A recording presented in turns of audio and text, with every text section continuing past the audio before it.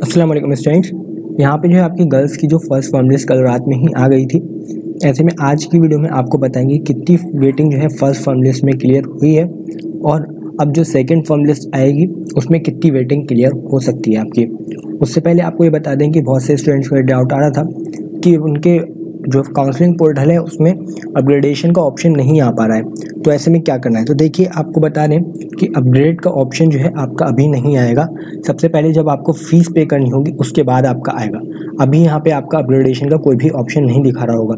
Action में यहाँ पे आपको जो अगर आपका सिलेक्टेड लिस्ट में नाम आ चुका है फर्स्ट फॉर्म लिस्ट में, तो यहाँ पे एक्शन में आपका जो है मेक अ पेमेंट का एक ऑप्शन आ रहा है।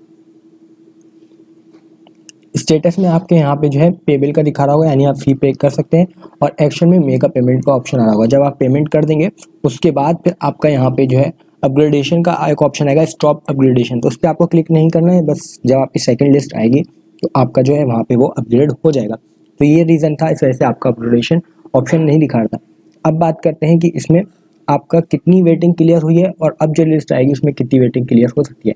तो सबसे पहले बात करें जनरल की, तो ये देखिए जितने भी है ये साइंस की फर्स्ट फॉर्म लिस्ट का है। गर्ल्स में साइंस की जो फर्स्ट फॉर्म लिस्ट आई थी उसमें जो वेटिंग क्लियर हुई है वो आपको बता रहे हैं। इसमें सबसे पहले जनरल की बात की जाए, जनरल की जो आपकी वेटिंग क्लियर हुई है वो 75 के आसपास जो है क्लियर हुई है।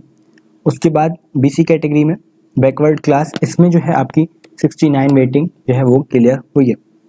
उसके बाद सी कैटेगरी की बात की जाए तो इसमें भी आपकी जो वेटिंग क्लियर हुई है वो 69 वेटिंग क्लियर हुई है। उसके बाद सीए कैटेगरी में आपकी जो वेटिंग क्लियर हुई है वो 48 वेटिंग क्लियर हुई है।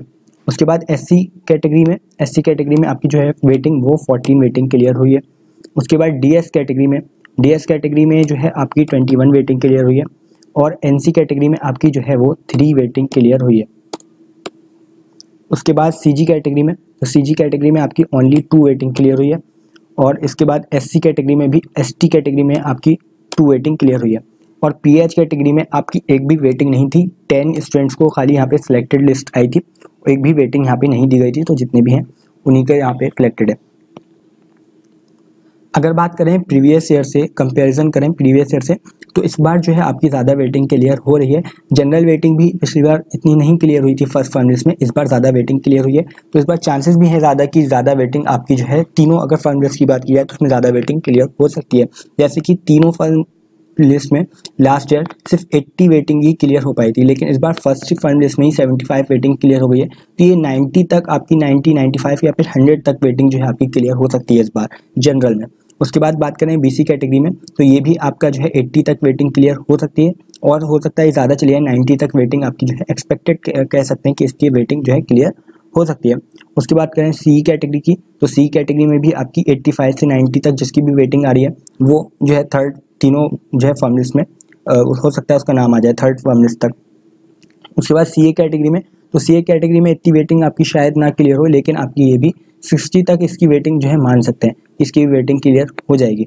उसके बाद एससी कैटेगरी में, तो इसमें ज़्यादा वेटिंग क्लियर होने के चांसेस नहीं है, लेकिन वेटिंग क्लियर हुई है, फिर भी ये 20 तक आपकी वेटिंग जो है वो क्लियर हो सकती है तीनों फॉर्म लिस्ट में।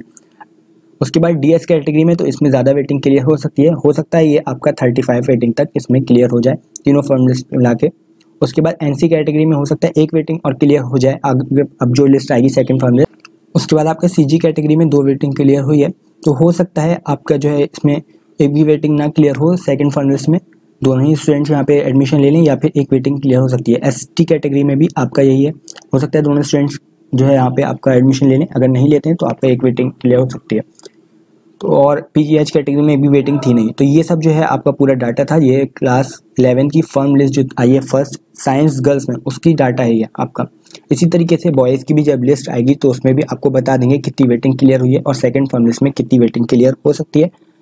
तो आई होप जो है आपको सब समझ में आ गया होगा। अगर कोई और डाउट है तो आप जो है कमेंट बॉक्स में पूछ सकते हैं।